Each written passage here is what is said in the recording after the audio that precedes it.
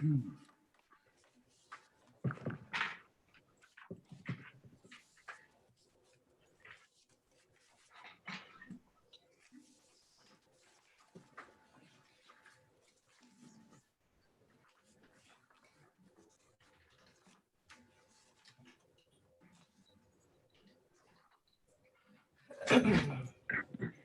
this is Ben.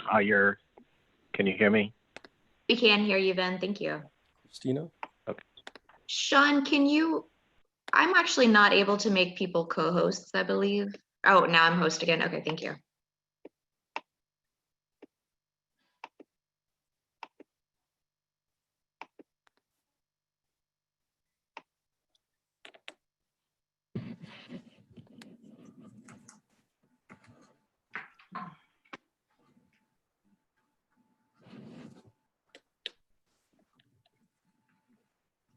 Okay, I'm going to allow everybody from the waiting room into the meeting now.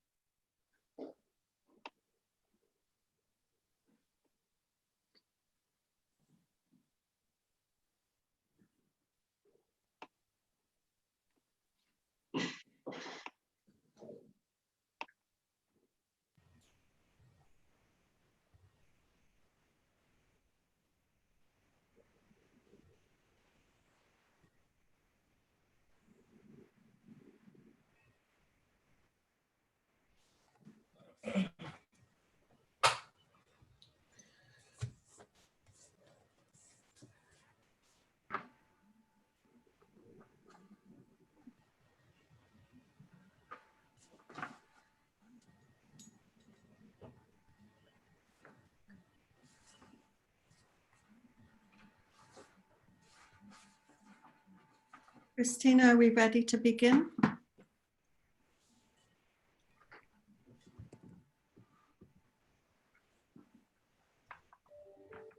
Yes, if you're ready, I believe we're ready.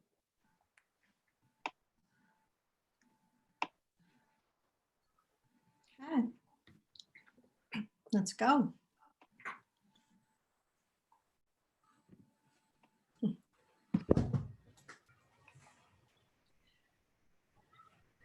Welcome to the Reston Association Board of Directors full board meeting on June 25th, 2020. I'd like to welcome our members and our community through yet another Zoom meeting. Hopefully this will be our last Zoom meeting, and we'll soon be able to resume our normal process of meeting in person and seeing people in person. That would be quite nice. So first thing I'd like to do is establish quorum. So I will call on the directors to indicate their presence, and you can associate voices and people. Let's start with the members at large. Van Iyer. Present. Great. Sarah. Here. Bob Petrine. Present. Mike Collins.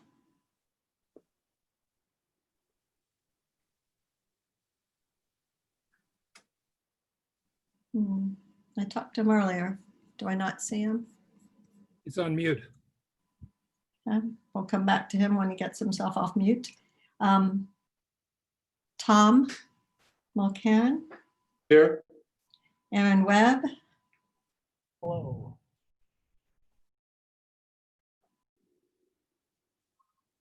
Karen Anton. Present. Did John Mooney say yes? Present. Oh, thank you. And the other voice I'm missing is Mike Collins.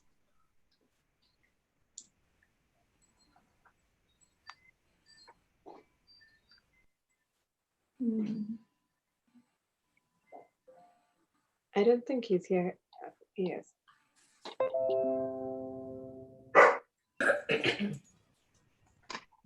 Okay, well, we'll join when he does. I talked to him earlier, so I know he's coming. And I'm Julie Bitzer, South Lakes. So we do have quorum. I'd like to move to accept the agenda. However, I would like to make one modification to that. Okay, I see Mike's waiting in the waiting room. Christina, perhaps you'd like to admit him. Seems very hospital-like.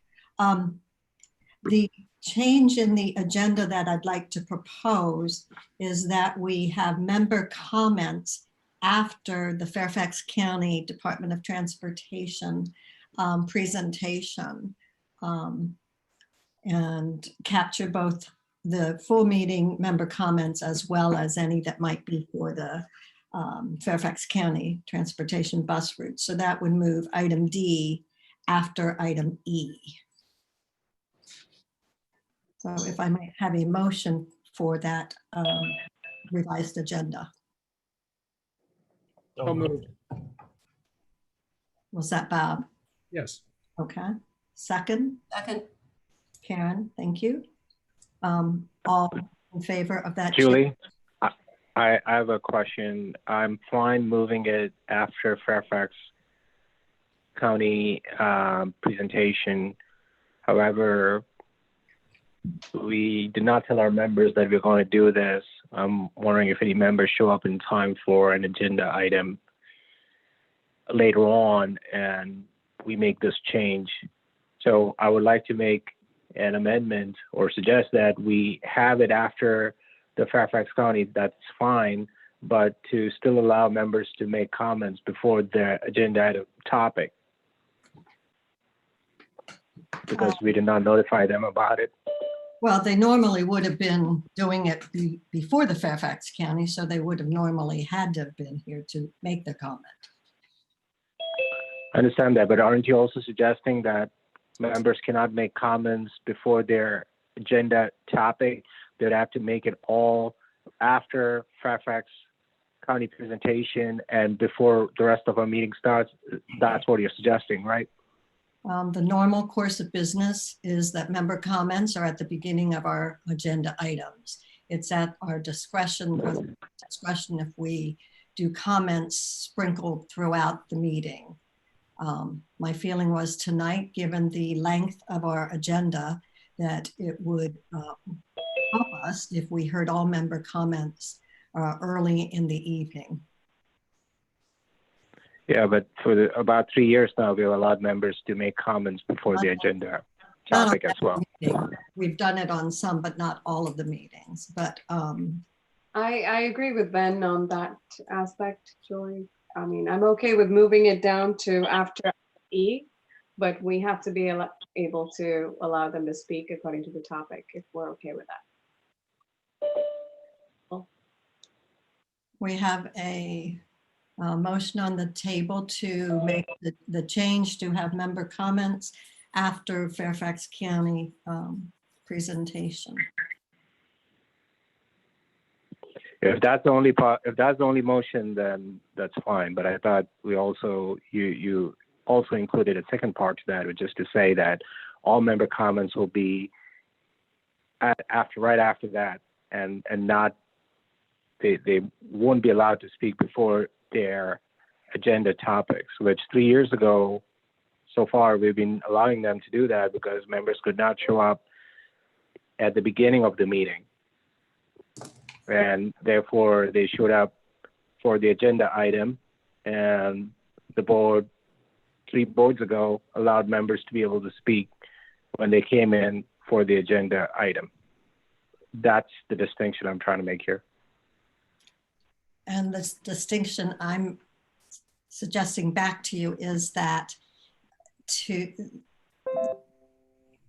meeting format has never changed. It's been at the discretion of the members, but the discretion of the president, whether to allow member comments as we got to the topic. In looking at this agenda list, and knowing all that we had, I was not going to just on each break have that ability. Zoom has made it a bit more difficult to deal with this and to deal with the member comments. So right now, I would like to go ahead and take a vote on the motion as it's been stated, which is member comments for, at this moment, would be after the Fairfax County, but before the executive session. So any other discussion on that? And can we take a vote?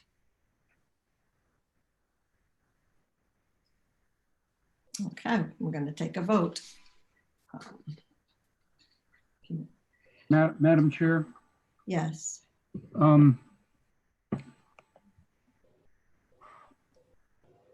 I hear our two colleagues' concern, and I guess I would like to leave it open to you Right. to exercise discretion for individual items, to see whether you think it's warranted that members be heard on those items. So That was my intent. so that will still remain a possibility Yes. if it remains within the bounds of time and technological capacity. That is correct. On that basis, I will be supporting the motion. I think what you said is just fair. So might I take a vote on that? You'll have to trust me on the discretion part. I will do my best to make sure that we accommodate both members and board directors' interest. So all in favor of moving the member comments to after Fairfax County presentation, might I have all the ayes? Raise your hand so we can see. Aye. I hate to interrupt. How about if we have members, I think we just got a comment, someone has to leave at 7. And we advertise saying it'll be at 6:40. So is there a way we can accommodate those that have to leave early? Or, I will also tell you that in our normal course of business, we do not have a chat room. And we do not have that scenario where we are responding to comments in a chat room. Okay. But depending on how many comments we have, we would have been done Tom's presentation if we had moved right along. So I did see that there was a member who wished to be able to leave early. And he was thinking he was going to comment between 6:40 and 6:55. So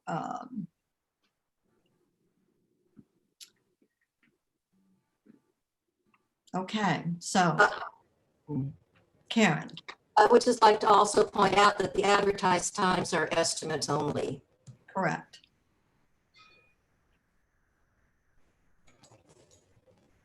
So I saw yes from, I believe, Bob, John, Karen, myself. I'm not sure where Sarah went.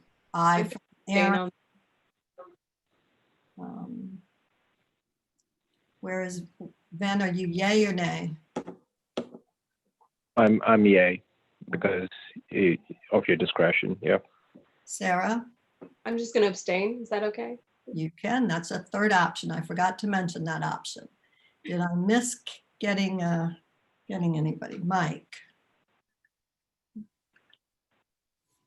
Oh, and Tom. There's Tom. Did Tom say aye or nay? Aye. Okay. And Mike said aye. So I think we've got 8 ayes and 1 abstain, Christina. I believe that is correct. So that is the agenda. Next is to move to adopt the consent calendar. May I have a motion to accept the consent calendar? So move. Second? I'll second it. Tom, that was Tom? Yeah. Thank you. All in favor of the consent calendar? Aye. Aye. Karen, Aye. I think I see all ayes. Yes. Unfortunately, you guys aren't all grouped together. I've got some people in between you, so I can't see you all. Okay, next item is Fairfax County. So Christina, can you welcome our guest and bring up this presentation? Oh, sorry. Let's do that. I forgot my opening remarks. Sorry, guys, it took me off track, but let's do the county and then we'll do opening remarks.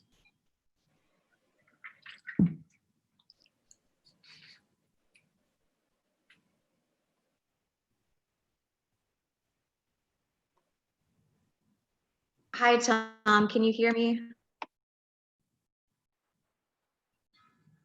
And are you able to unmute yourself? Can you hear me now? Yes, I can. Yes. Okay. And I'm about to share the screen with the presentation. 1 second.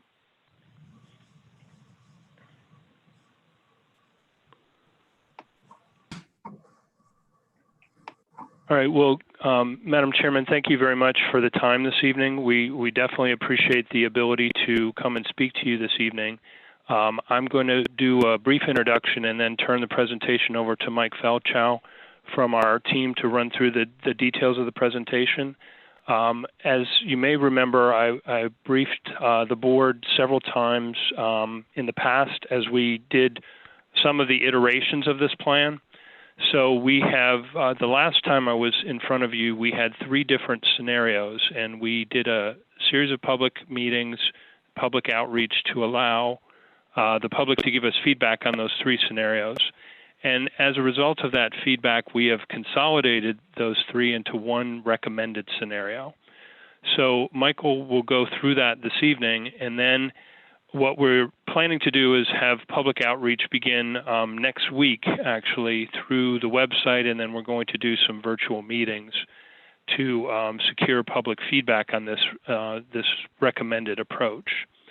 So we'd like to walk you through the presentation, take any comments this evening.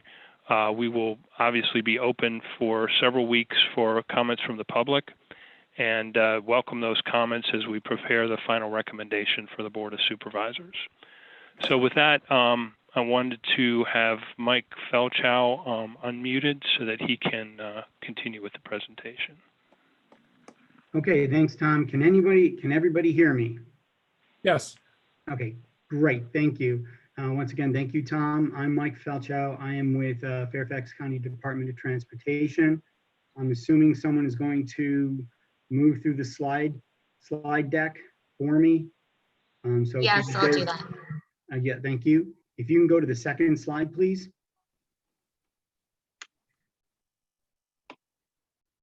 So this is the planning process that we've been doing for the last 1.5 years or so. Tom has already gone over some of this. We did start back in late 2018 collecting issues and collecting information. We had a first round of public meetings back in 2019. We gathered that information, we evaluated our system, and we developed 3 alternatives, which Tom came before you and provided that information. We then got a lot of information from the public. We took all that input along with our quantitative analysis, and we came up with a preferred plan. This is where we are today, about to introduce the preferred plan to everyone and hoping to get some feedback so we can make adjustments as needed. Once we do that, we'll come up with our final recommendation, which will go to the board later this year, if everything works out right. And then once the Silver Line, Metro Rail line, phase 2 is implemented, this recommendation bus service plan will go into action. So if you can go to the third slide, please. So the outreach was done at multiple levels. We had a market survey, which was a county-wide survey 2,600 respondents. This basically asked people, if you don't use transit, why don't you? And if you used to use transit, why did you stop?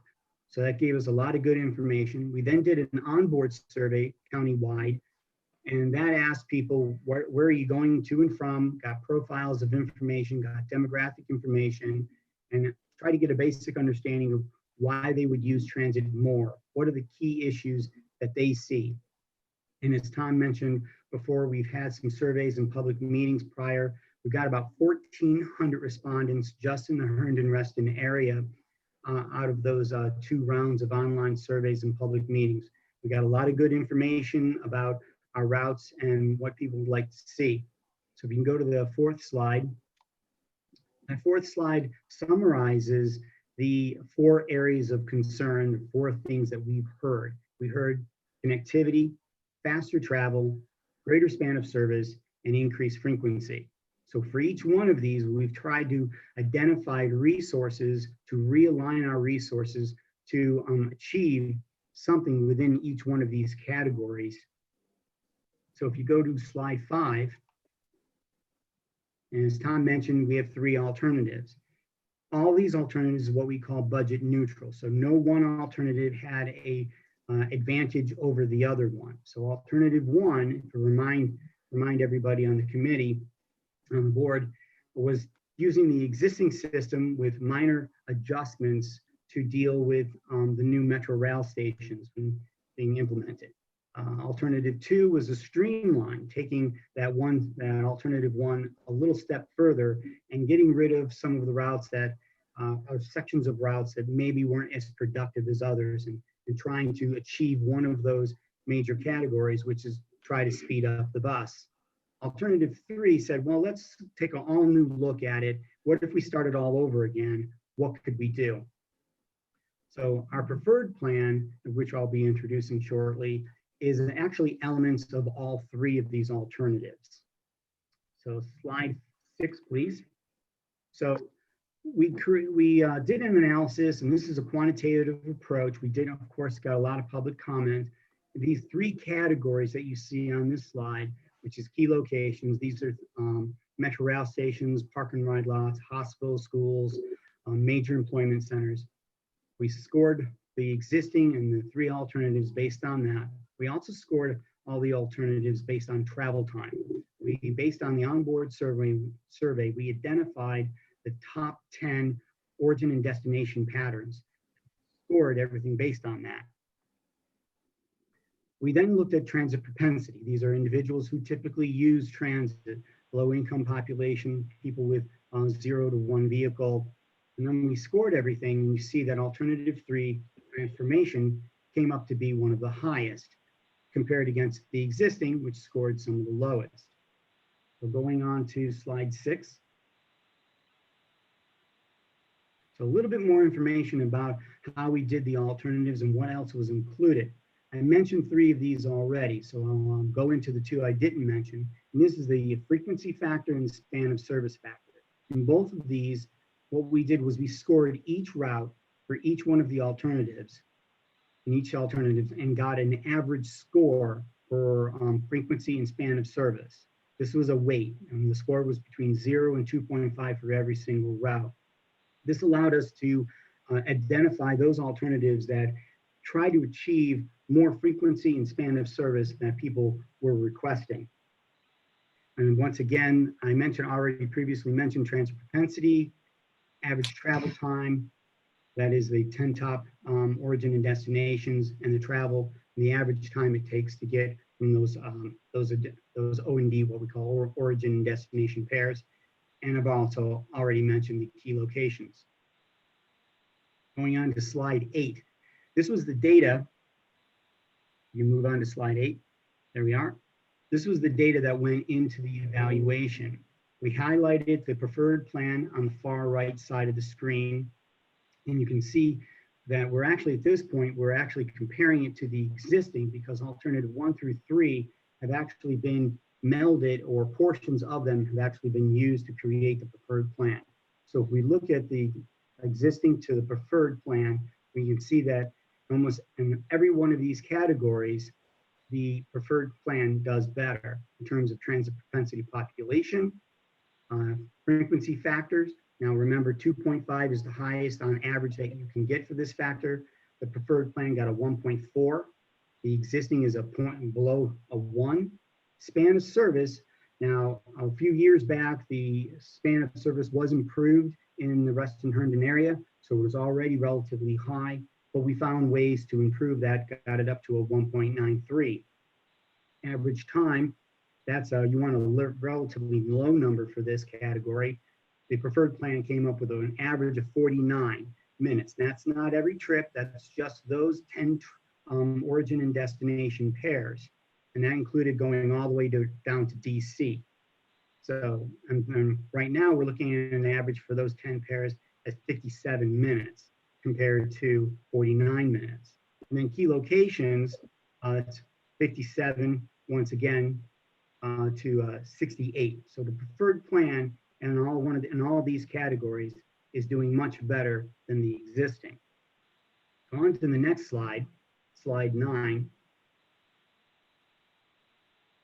So slide 9 summarizes the benefits of the existing of the preferred plan. Down in the bottom, you will see a website that is the Fairfax County.gov connector website that you can go and get this map. And we're hoping that people go onto the website, fill out the information, look at the information. One of the things that they'll get is a PDF of this map that they can really go in and expand it and see all the different routes.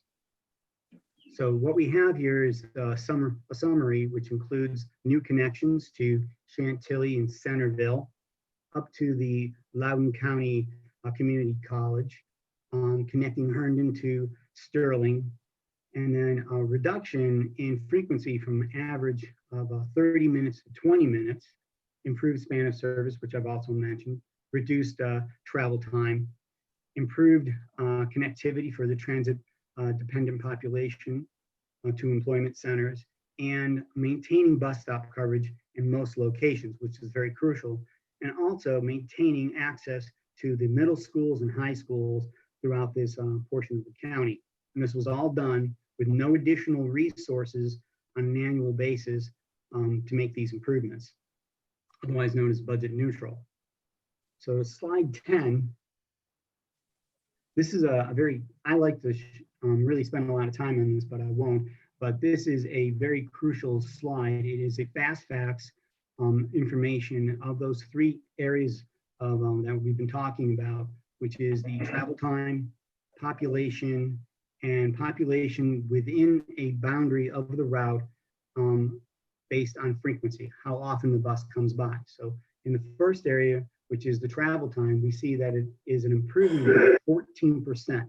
So from 57 to 49 minutes. So once again, that is those 10 origin and destinations that we're testing everything by. The middle table shows the population. So we have population, minority population households, and low income households. And each one of those, we're comparing the existing to the preferred plan. And you can see to the far right, we have significant improvements in each one of these categories. 20% improvement in population, minority population, we get to 24% more. Low income, we get to 23% more. So significant improvements in every category. The bottom table is, I find extremely interesting. And this is taking a look at, during peak hour, how many people have access to a high frequency or high level of service. So we compare the existing to the preferred. And if you look at the first line for less than 20 minutes or less, you go from about 72,000 people have service that is 20 minutes or less to 114,000, or about a 59% improvement in population. And jobs is about 47%. This is also true for 21 to 30 minutes in frequency. Once again, we get 59 and a 56% improvement to people who have improved access to transit. The reverse we have a reverse relationship for over 31 minutes. less people have service that is greater than 30 minutes. So definitely an improvement for the transit system. So as we moved into creating this preferred plan, we wanted to make sure that we had set parameters. And a lot of this comes right out of our transit development plan. So we wanted to make sure that our peak hour was between 5 and 9 a.m. And once again, afternoon was 3 to 7 p.m. And our peak service. Slide, please. Excuse me? Oh, I'm sorry. I forgot to ask for the slide to move forward. So we have the peak service between 15 and 30 minutes, and then off peak between 20 and 60. These are the parameters by which we design the level of service. And then we have the weekend. I won't read everything on the slide, but then we have the weekend parameters that we typically design routes for. So we can go to the next slide, slide 12. Before I jump into the route samples, this is the information that people will get when they go online and they see the individual routes. They'll see a matrix of the routes. They can click on which route they want to go to. They don't have to look at all of them. Most people, based on our surveys, only use about 2 or 3 of any one route, because they don't use all 20 or 30 routes. They use the routes that they need. So they can only go, they only need to go to the ones that are of their interest. So what I'm going to show you is what the individuals will see for several sample routes. So if we go to the next slide, slide 13, each route profile will have a map, a level of service, the hours of service, the frequency, the key locations that you can get to, the schools and hospitals that are served, and the opportunities to transfer between not only the Metro Rail, but to other buses. And we provided a website right here, www.fairfaxcounty.gov at connector, Reston Herndon bus service, review survey preferred. Go to that website and you'll get all this information. As I mentioned before, not only will you see these route profiles, but you will also see the draft schedules, and you will also get to go in and have 2 questions.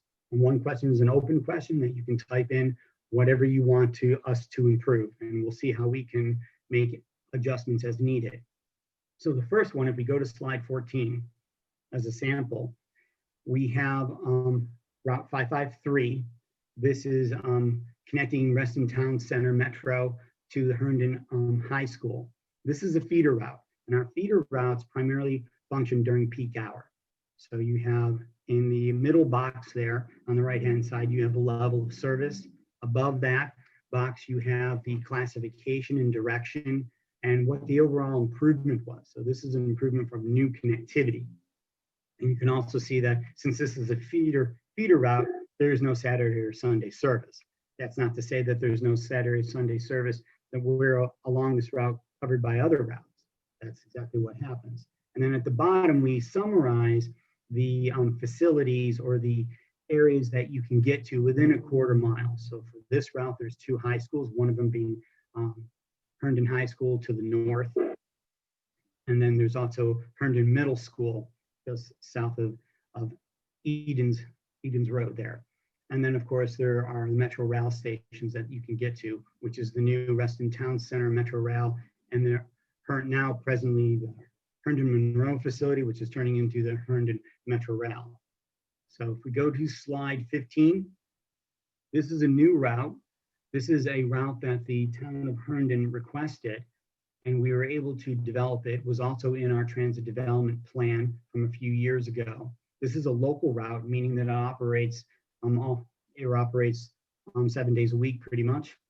It's a loop route, so it operates in counterclockwise, connecting the north bus bays of the Herndon Metro Rail to downtown Herndon. So once again, I won't go into every bit of information on the slide, but this is what people will see when they get on the website. So route 950, this is what we call our heavy load route. This route presently carries over roughly around 15% of the ridership just in the Reston Herndon area. This route has also seen a significant improvement in terms of frequency. It used to be running at 20-minute frequency, and now it's running at 15 during peak. You can also see that we have 20-minute service during off-peak, And on Saturday and Sunday, you have 20 and 30-minute respectively. So this is an east-west route that connects and has an improvement of frequency. This is once again one of our heavy load routes, is crucial and a key route within the system. Route 952, this is an existing route that we've extended out to all the way over to Innovations and then south on Highway 28. This is an east-west, it's another feeder. And as you can see, while this is a feeder, it only operates on 20-minute frequencies during peak hours. It connects to over 6 active or major employment centers and connects to all 4 of the Metro Rail's corridors within this area. The last route I want to mention is RIBS 2. Originally, RIBS 2 did not go all the way over to Herndon. RIBS 2 and Route 551 were merged and then realigned. So, and the level of service on RIBS 2 went from 40 minutes to 20 minutes, as you can see here. So we've really improved the connectivity of RIBS 2 and the level of service for RIBS 2. And as you can see, this goes 5 to 7 days a week. And then the last couple of slides, I won't go into great detail. This is a sort of a takeaway slides. You can take them home, look at them, see all the pertinent information. This is a summary of every single route in the system, in the preferred plan, the peak service, off-peak, whether or not it serves weekends, these hours of operation, and then a really quick description of what the improvement was. I'll just look at 507 here. 507 coming out of Wheelie goes on the Sunrise Valley Drive and Sunset Hills. That route, no major change was done to it. We basically kept that route pretty much the same. Another route that we didn't make any changes to is the express route to the Pentagon, going from the north Park and Run lot facility on Route 599. And then the last 2 routes here, Route 605 and 615. Route 605, which presently runs south along Reston Parkway to West Ox, all the way down to the Government Center, does a deviation presently all the way over to Stringfellow and through Fairfax Fair Lakes Bowl Parkway.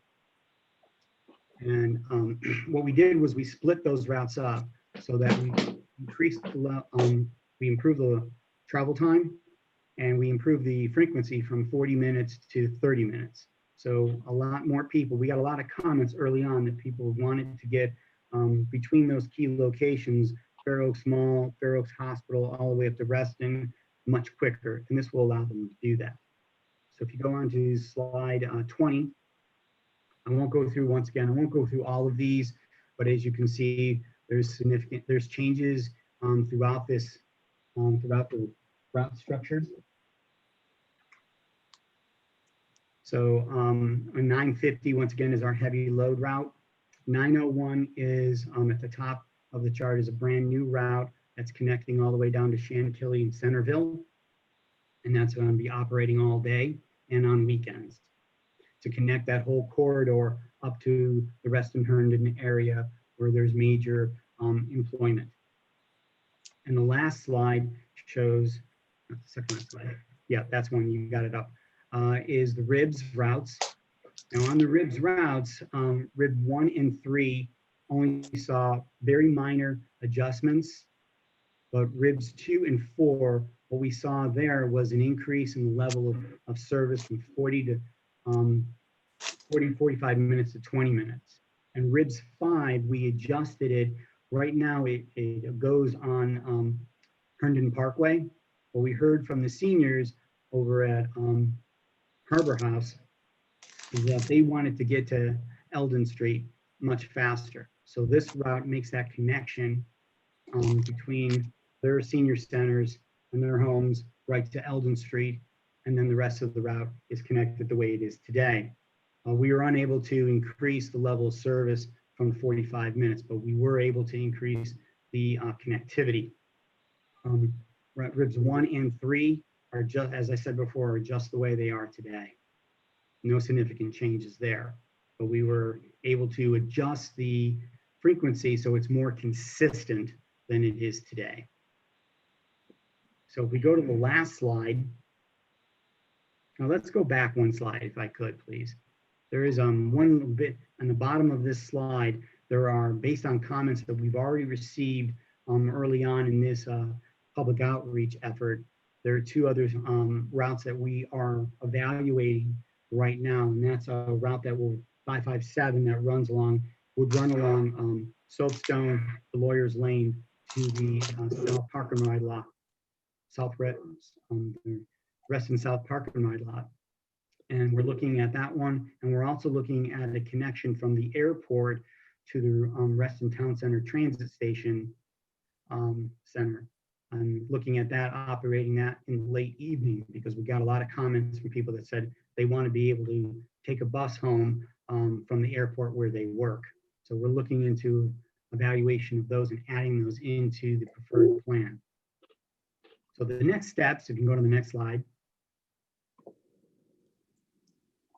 Okay. Excuse me. Step 1 is the where we are today. We're going to push all this information out to the public. It's already online. We'll get input from the public. We've already gone to our board members and got input from them, and we'll be refining the plan based on that input. And then we hope to bring this to the board for approval. And then once we have that approval, we'll make an implementation once the silver line becomes active. So the last slide, slide 23, is how to provide your information. So we hope to get all the public information by July 17th by 5 p.m. The ways you can provide your input, I've mentioned several times about our online survey, and here's the website, www.fairfaxcounty.gov, connector, Reston Herndon Bus Service Review Survey Preferred, or you can email us at fairfaxconnector@fairfaxcounty.gov or call us at 703-339-7200. And I believe that is all I have. If you have any questions for me or Tom, I would be happy to see what I can do to answer them.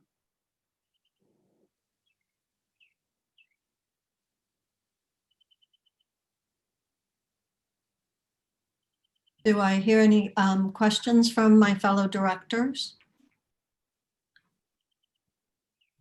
Nope.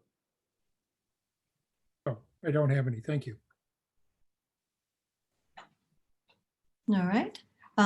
Michael and Tom, thank you once again for coming back to see us with more data on your bus routes. Hopefully, with the virus, you'll be able to resume and have a lot of folks riding the buses again. I know it's a difficult time to be able to judge and get feedback on your preferred routes. So thank you. And we certainly, I think, made the link available in the past for members to also comment and give you feedback. So we'll continue to do that. Madam Thank Chairman, you. thank you very much for the time this evening. We do appreciate your time. We know you have a busy agenda, so thank you for making the time for us. Thank you. Thank you very much. All right, I'm going to kind of go back a bit. I missed out at the very beginning of the meeting to make some opening remarks, which I think might be relevant to our member comments. So allow me to do that first. We have received as a board of directors a multitude of emails this past week urging our association to oppose the opening of the current Reston comprehensive plan review process to consideration of replanning the Reston's 2 golf courses. I want to assure you that the association has opposed such replanning in the past and continues to do so, and has already reiterated that opposition during the Reston Comprehensive Plan Task Force process now underway. some key facts that support my statements. Reston Association supported language in the 2014 and 2015 Reston section of the Fairfax County Comp Plan that affirmed 2 golf courses in Reston, Reston National Golf Course and Hidden Creek Country Club. In 2015, Reston Association assisted in the successful legal appeal of the Fairfax Board of Zoning Appeals ruling that would have permitted the owners of Reston National Golf Course to redevelop the property without first getting a comprehensive plan amendment. In December of 2016, our Board of Directors approved Land Use Resolution number 6, Golf Course Policy, affirming that the 2 golf courses are an essential element of Reston. We as a board publicly reaffirmed our resolution in our July 2018 board meeting. There has been no change in our position and resolution. Finally, Reston Association is represented on the task force currently reviewing the Reston Comprehensive Plan. Over 2 weeks ago, we recommended that the task force endorse support for Supervisor Alcorn's early commitment that the replanning of Reston's 2 golf courses would not be included in the current revision of the Reston Comprehensive Plan. Fairfax County has responded to our request, and I quote, "It is confirmed that land use considerations related to the 2 golf courses are not part of the authorization, the allowed scope of the current 2020-2021 review of the Reston Comprehensive Plan." I do hope this provides the reassurance our association members and our community members, extended community, seek from their communications to us as Reston Association's Board of Directors. Thank you for allowing me to make that remark. I believe I have the full confidence of my fellow board directors in reporting the basically the facts of where things stand on what we've done thus far. Now it's time for member comments. We have 3 people who had signed up. And I'm going to call on John Farrell first if he is still here. I know he had to split.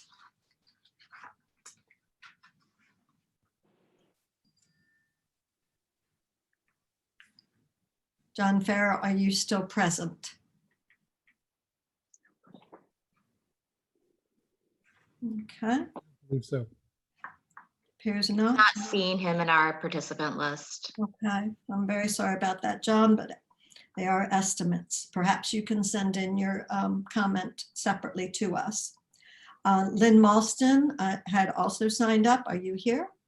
Yes, I am. Can you hear me? Yes, we can. Okay, thank you, Madam President and Reston Association Board of Directors. As you know, my name is Lynn Mulston and I live at 11472 Links Drive. I'm here on behalf of the Coalition for a Planned Reston and acknowledge my 5-minute limitation. I want to add my applause to Reston Association's Board of Directors for formally adopting a new conflict of interest policy just this past March 19th. The policy, which was formulated after more than four years of discussion, regulates conflicts concerning economic interests. While the policy focuses primarily on financial interest disclosure, it apparently does not require immediate past presidents from identifying themselves in public quotes with a Reston Association title. Now, please hear me out. On March 19th, 2020, the board adopted this new conflict of interest policy while Ms. Baum was serving as president of Reston Association. In April, a new board of directors is seated where Ms. Bitzer assumes the office of president. Not 2 months following that changeover, immediate past President Baum is quoted on Wheelock's website saying, "I have been following the planning process at Hidden Creek for some time. The idea of housing for all, new amenities, and turning private land into a public park appeals to my sense of equity and aesthetics. It is signed Kathy Baum, past president, Reston Association Board of Directors.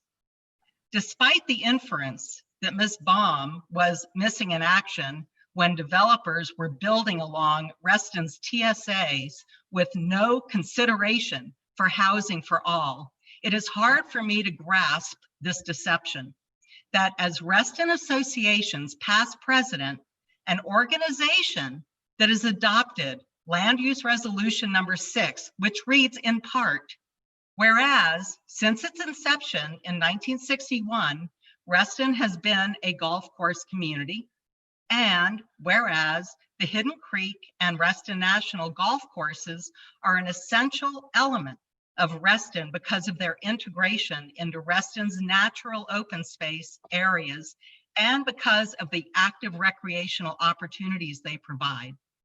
Now, therefore, be it resolved that Reston Association desires to continue to be a golf course community, and be it further resolved that Reston Association does not support any future grid of streets road connection between American Dream Way and Isaac Newton Square because it will adversely impact the Hidden Creek Golf Course. My friend and RA president, Julie Bitzer, said she was proud of the policy that had been formulated and said, like anything, it can be improved. I agree with this observation. And as such, I respectfully request that the RA Board of Directors adopt a bylaw or rule prohibiting any past president, officer, or director from representing Reston Association in title following their term as president, officer, or director of Reston Association. Additionally, I request that this Board of Directors reaffirm their individual support of Land Use Resolution number 6, which was adopted by Reston Association in December of 2016. Thank you for your time and consideration. I appreciate it. Thank you, Lynn. The next person I had that had asked for member comments was Julie Doherty, I believe it is. Yes, ma'am. My name is. Name and address for us. Pardon me? Name and address. Yes, my name is Julia Doherty. I live at 11823 Breton Court, number 22, in the Hunters Woods Village Condominium Association. I've been the board president for our association for about 3 years. During those 3 years, our members have been quite vocal about what we fondly call the repurposing of the ball field. It's been, you know, a seemingly neglected area for a while. So I reached out to Karen Anton, and she connected me with Hank and Larry and folks in the Reston Association. We are also members of the Hunters Woods Neighborhood Coalition, and we also briefed there. And I'm really, really, really appreciative of the Reston Association for hearing our concerns and working with us to come up with ideas for making this more viable for the neighboring community. It's really a walk-to area. It hasn't been used as a ball field for a long time because of people need parking to bring equipment in and things like that. So I think we've come up with some good ideas, and I would just like to support that. Thank you for your comments, and I look forward to later tonight hearing more about the ball field. We've certainly got positive feedback on moving forward with that project, so always great improvement. So thank you very much for joining us and commenting. I believe Erwin Flashman would like to speak. Member comment? May I speak, Madam Chairman, before we get too far into the meeting? I'd like to speak to the issue of reaffirming, as Lynn Molston asked, would it be I would like to, first of all, to say I have a conflict because my family owns a property which borders on Hidden Creek Golf Course. And I have dealt with wheelock half-truths and empty promises since 2018. But I would like for the board, I would like to move that the board reaffirm its support of Resolution 6 in its totality. Thank you. We can discuss that later as part of perhaps new business.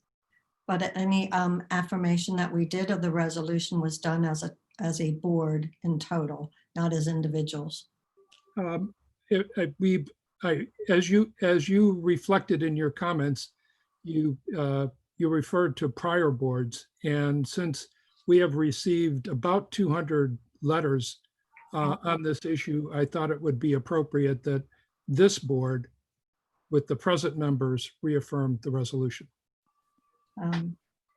Again, I think that falls under new business. We don't have a place on it on our current agenda. Thank you. Erwin, Up later, Yeah. then. Thank you. did you have a comment you wanted to share? I do. Thank you. My name is Erwin Flashman. I live at 1327 Buttermilk Lane, and I have the following comments. On May 26, 2020, Sridhar Ganesan, John Lois, and I sent an email and a letter to the board concerning the PPP loan and the cancellation of the camps. Both were done without board authorization and without any discussion by the full board of these actions. The RA was not eligible to apply for or receive the PP loan, and it was returned on May 14 following the May 13 meeting of the board. On June 2nd, the board president answered our email alleging that the action of filing for and accepting the loan did not require board authorization, and that neither did the cancellation of camps require board authorization. She took these positions without having had a board meeting or a vote by board members. As such, went beyond her authority, as no position had been taken by the board on these matters. All three actions, that is the taking of the loan, the cancellation of the camps, and the president's response to us assuming positions not authorized by the board, amounted to a usurpation of board authority and an abdication by the board of that authority granted by the governing documents exclusively to the board. On June 6th, we wrote to the board objecting to these actions and proposing to the board 10 actions to be taken to put the board back on track and assure that these actions would not happen again. We know that not all board members have participated in these decisions or in taking up these positions. This in itself is inappropriate. We request that the three referenced pieces of correspondence be placed as an appendix to the board minutes of this meeting, as if we had submitted them to the board this evening. We hope that you will consider them in your discussion of these matters this evening. We further request that the discussion of these matters be undertaken in open session and not behind closed doors of an executive session. They are too important to the running of the board to be conducted without complete transparency, something lacking from this board to the present and which is desired by the members. The failure to conduct an inquiry into these three issues in the open would not bode well for the future, and we encourage you to be on the side of transparency. Thank you. Thank you, Erwin. Christina, do you have any others who have expressed an interest to comment? Yes, Scott Leary, I believe. And I'm trying to unmute him now. I believe his question had to do with the Fairfax County presentation. I don't know if Mike or Tom are still available. Yes, we are still listening. Right. Good evening, Madam President. Thank you for allowing me time. This will take about 2.5 to 3 minutes. Tom and Mike, I just wanted to say thank you for the work you've done. I've been part of this process throughout, and I want to say you guys have been very responsive. And so far, I like what I see from the final product. To the board and the members, I want to say that I also am the designee from Reston Association to the technical working group, which will be meeting virtually tomorrow afternoon. So if there are any immediate concerns or praises, please let me know. Director Mooney has my direct contact information, and I'll be more than happy to share that with the working group. I like what I see. And the one question I had for Tom and or Mike, if you're still here, is there anything online that actually connects the final slides with the routes to the map other than a back and forth? The map is interactive, but Okay. I'm not sure that the map is connected with the slides, but we can look and see what it would take to do that. That was just my first. That's the only quote complaint unquote I have. Other than that, Mike, Tom, great job on your part. Board, again, I represent you and the association tomorrow.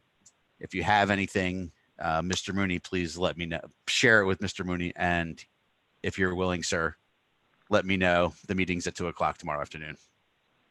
Scott, there's one piece we forgot to get from you at the very beginning. 1729 Quiet Tree Drive, Whisper Hill Cluster, although I am calling in from Lakeland, Florida, where I am currently temporarily assigned as an in-house consultant to Florida's Department of Transportation. Thank you very much, Scott. Appreciate And, that. and to respond, Madam President, to Scott's request, I'd be happy to pass along any information to or from Scott. Thank you. That's great. That's all I got, ma'am. Appreciate that. I'm about ready to close out on member comments. So last call in.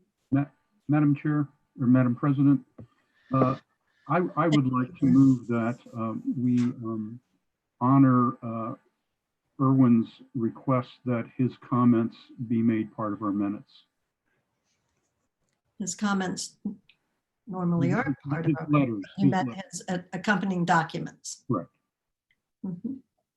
The request, if I may, just to clarify, the request was for the May 26th communication, Julie's June 2nd communication to us, and our response of June 6th, plus the attachments.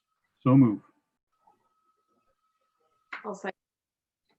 That was Sarah. On favor? I don't know if you need a vote to attach them, but I'll take a vote anyhow. Do I hear anyone who says no? Let's do it that way, because I think everyone's going to say yes. Okay. I'm going to take that as a all in favor vote. Thank you, John, and thank you, Irwin. Happy to include those. All right, now we're on to our executive session. So I would like to entertain a motion to convene into executive session to consult with our legal counsel, discuss pending contractual personnel and violation matters. So move. Second. Anyone opposed to executive session? When we return, we will begin with the next item on our agenda, which is the topic that Irwin has expressed interest on, the Small Business Administration Paycheck Protection Program unsecured loan discussion. So I can't tell you when we will return, but we will do our best to return quickly. So Christina, I think we board members join a executive session, a breakout room, and we'll see everybody else sometime later.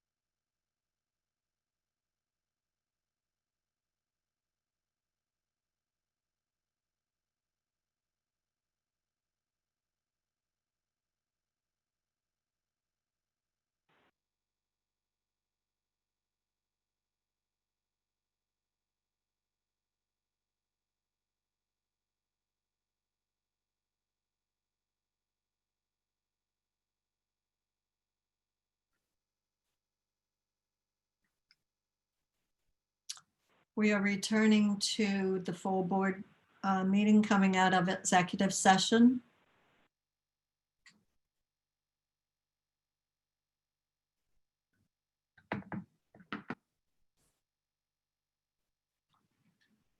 All right, we're back in the full board meeting. I would first like Karen Anton, if you would read our cleansing statement. I move that the Reston Association Board of Directors certifies to the best of each member's knowledge that only those matters appropriate for executive session of a pending contractual nature and to consult with legal counsel were heard, discussed, or considered by the board during executive session.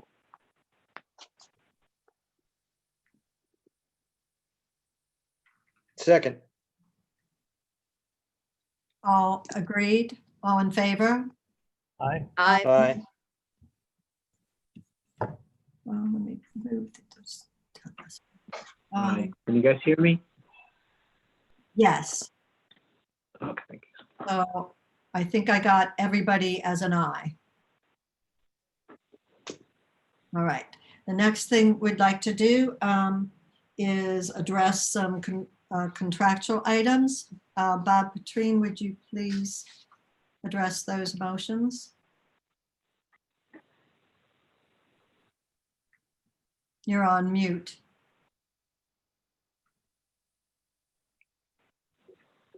Thank There you. you go. I move to approve the tenant improvement contract with TWC Contracting for RE's headquarters. Second. I'll second. Thank you, Sarah. Sorry. All in favor? Aye. Aye. Aye. Aye. Okay, I see all ayes. Where's my Ben? Aye. Okay, thank you. And a second motion, I believe. Bob? Yes, I move to approve the pool renovation contracts with Mayflower Construction. Is there a second? Second. Karen, all in favor? Aye. Aye. Aye. Aye. Thank you. Motion approved. Thank you very much. I'm going to move to our next motion. There'll be a series of three. I'm going to first move to defer item G, which is the discussion of the Small Business Administration Paycheck Protection Program loan and associated matters to our July full board meeting. Do I have a second? Second. Second. All those in favor of moving that to July? Aye. Aye. Aye. Ben? Nay. All right. I believe Ben's the only nay, so it carries by 8-1. Next motion. I move to instruct the Fiscal Committee and Board Governance Committee to review and provide draft amendments to staff's draft revisions of Assessment and Finance Resolution number 5, Banking, and review all relevant banking, finance, and/or investment resolutions that they deem prudent. Do I have a second? Second. Thank you, Mike. All in favor of that motion? Aye. Aye. Aye. Then? Nay. Nay. 8-1. Next motion. Oh, it carried. Next motion. Move to direct the CEO and staff to take no action to obtain any additional loans, whether they be secured or unsecured, without board approval. Second? Second. Second. Karen? She beat you to it, Tom. She did. All in favor? Aye. Aye. Aye. Ben? What do I say? Well, I can't see you, so I don't see your okay. hand, so I have to call on you. Are you, Yeah, nay. Nay. okay? Vote of 9 to support that motion. I said nay. He Oh, said nay too. I'm sorry, 8-1, Christina. Right, the next item I have, let me explain a little bit of what happened, and then the board, it would require a 2/3 vote by the board to go back. One of our directors had technical difficulties and was unable to make her concerns known when we were doing the consent calendar and the approval of the May 21st board minutes. If the board will support bringing that particular consent item back up, then we would go back and hear Karen's point of problem. So I need a motion To reconsider?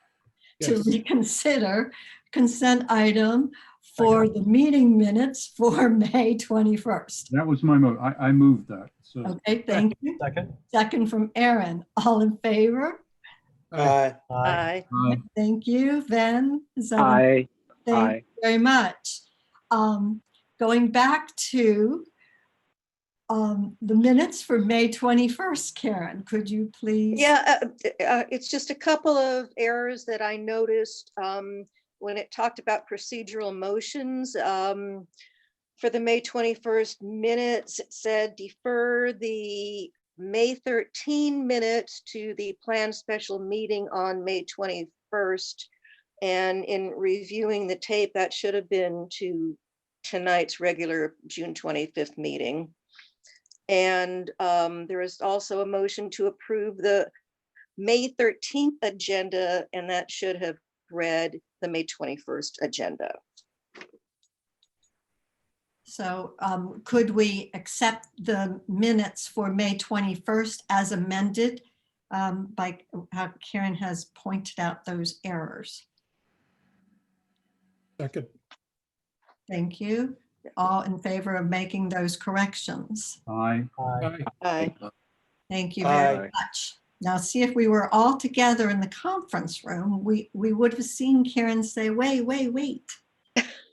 But, so thank you for allowing us to read the Well, tape. and thank you for indulging me and supporting. Well, thank you for making the point that the rest of us didn't catch that until you pointed it out. So we'll have to do a better job on that. The other item that I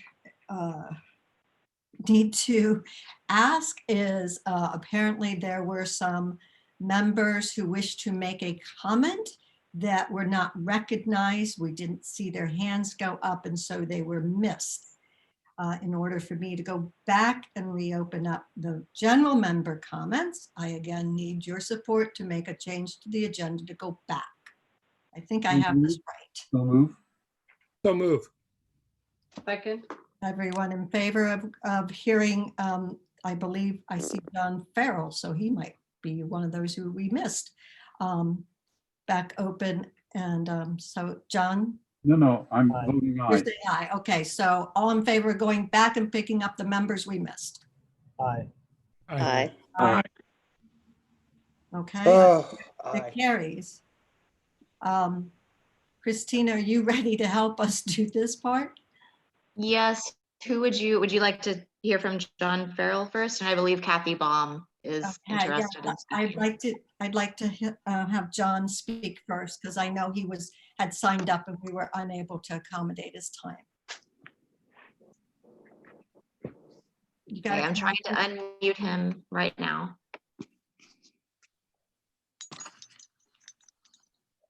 Can you hear me? Yes. We're good now. And see. My name is John Farrell. I'm the president of the Colonial Oaks Homeowners Association. My address is 11545 Under Oak Court in Reston. I want to bring, and it's fortuitous, Ms. Baum is with us. I want to bring a trademark infringement episode to the attention of the board. And hopefully the board will take action and direct its counsel to defend RA's trademark. The owner of Hidden Creek Golf Course has distributed literature quoting the former president of RA as being in support of the Wheelock proposal. In doing so, Wheelock has infringed on RA's trademark in its own name. RA has a trademark in its own name, and has sown confusion among RA members as to RA's continued opposition to redevelopment of either golf course.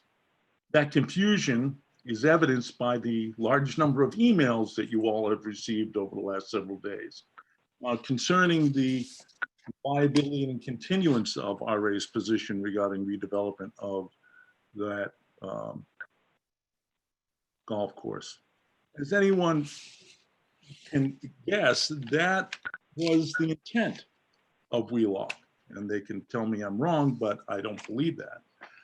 And if anyone doubts that this confusion was intentional on Wheelock's part, ask yourself if Kathy Baum simply had endorsed that without any reference to her being a past president of RA, would they have even bothered? The question answers itself. The board needs to do two things to correct this disinformation campaign. RA must send a letter under the Lanham Act to Wheelock to cease and desist making references to Reston Association in any form without the approval of Reston Association. A trademark is a delicate thing. It can be lost unless it's defended. I've had to engage in more than one defense of a trademark action. If we don't defend the trademark, we can look forward to the day when past President Andy Siegel endorses the Lake House Brewing as former president of RA. And also, the second thing I think the board should do is that every member who makes an inquiry regarding RA's continued opposition to redevelopment of the two golf courses should be given a copy of the RA resolution to make clear that while one member may support Wheelock's proposals, the RA position officially is to oppose redevelopment of the golf courses. That will clarify any potential confusion caused by Wheelock's disinformation campaign. The failure to provide that resolution only furthers the confusion caused by Wheelock's campaign. I hope the board will direct council to take those actions and direct the staff to take those actions at tonight's meeting and not wait until a meeting in July or September and enable the confusion caused by the Wheelock propaganda to continue unabated. Thank you, Madam President. Thank you, John. And Christina, you said we had Kathy Baum. Is that correct? Yes, let me unmute her 1 second.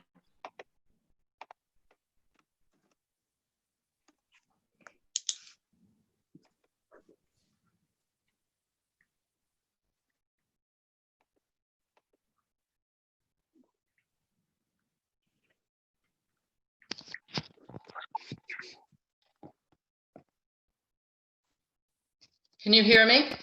Yes. Okay, my name is Kathy Baum, 11318 South Shore Road. I'm the past president. I was able through a FOIA request to obtain Ms. Patrine's comments about me at a recent BGC committee meeting. I've also heard this evening Ms. Molson invoke my name. I'm not ready to answer comments on my freedom of speech rights. I only want to say that as fellow Restonians with a supposed respect for differing opinions, it would have been considerate to give me a heads up to engage in a dialogue. I welcome such a conversation. Thank you. Thank you, Catherine. Christina, one last time, is there any other member who wishes to make a comment on this meeting's agenda items or any other topic before we move to the rest of the agenda? And I'm not going to be allowing for member comments as we go through at this point in the evening. Madam President? Yes. Pursuant to Mr. Farrell's remarks, I'd like to make a motion that his two recommendations be referred to our general counsel for evaluation and appropriate action. I'll second.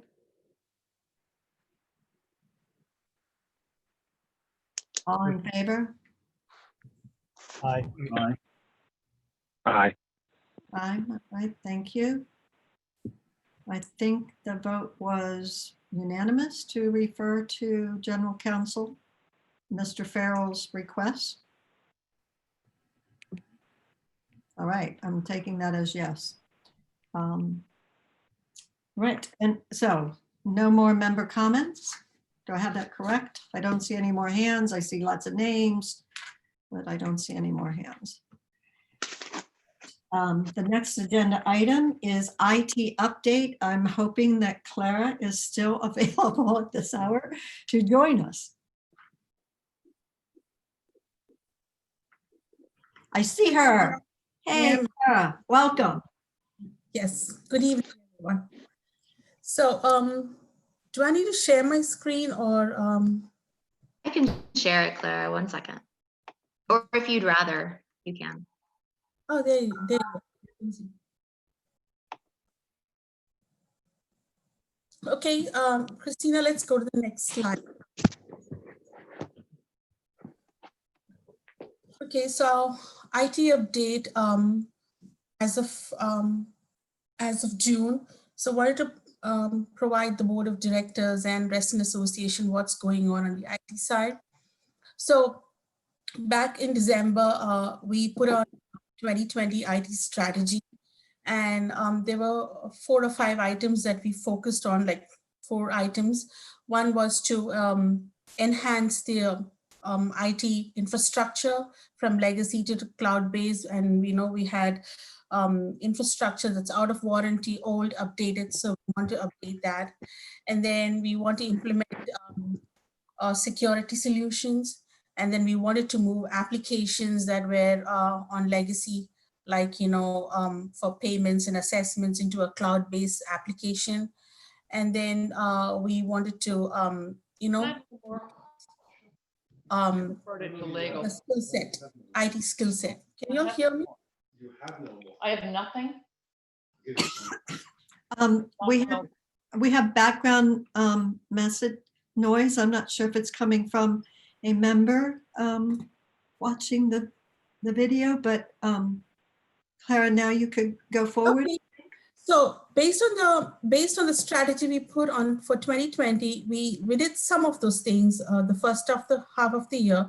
Of course, there were other priorities, and the COVID-19 came. So what we did was, the first thing we did was we built a backup for all of our RE servers, a cloud-based backup, where it takes up backup of the data and all of the information that we have on all of the servers. So we are backing up on a daily basis. So if there is a crash or if there is a system, we will get the data back. So what happened in October will not happen again. And then we've implemented some antivirus end user security solutions for all of our laptops and computers. And then we've done a governance portal soft launch on May 25th. I think Cameron will talk in detail if there are any questions. And then on the 2020 assessments update, obviously there were challenges and issues with the 2020 assessments, and with moving from applications and systems that caused pain to our members in making their payments and the data and everything. So we are working very hard to have a smoother 2021 assessment process. So what that means is we are looking at our current applications and our systems, how we can make it better, and we are working on that. We launched Member Suite in December. It had issues, so we shut it down temporarily. And then we utilized what we already had, RecTrack, to use that as for 2020 assessments.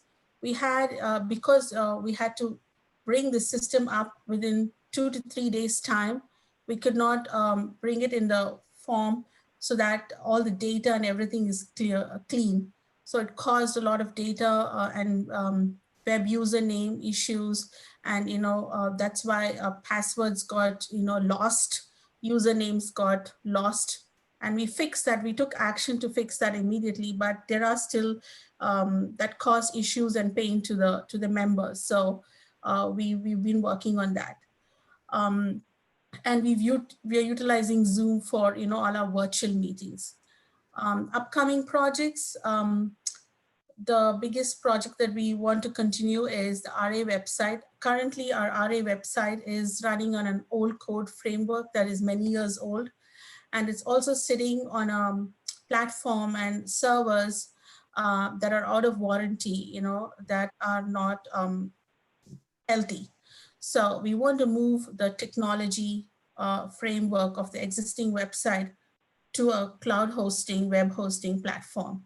And those discussions are going on. I'll be working closely with our communications director, Mike Leon, and with Ben and with others to come up with a possible solution for what works best. That's for the immediate plan to take this code off this legacy platform. But the end goal is also to have a newly designed RA website with enhanced features like mobile app, SMS texting that is in progress, and the discussions are in progress to see how and we can achieve that. And the other projects that we want to do the rest of the year is because of COVID-19 and budgetary constraints, we put a halt on some of the infrastructure